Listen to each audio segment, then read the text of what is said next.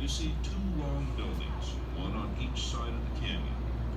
These house the 17 generators that create the electrical energy that provides the funding for the operation and maintenance of this facility. This allows Hoover Dam to operate without the use of taxpayer dollars. You'll notice the roofs on both buildings appear to have wires coming out of them.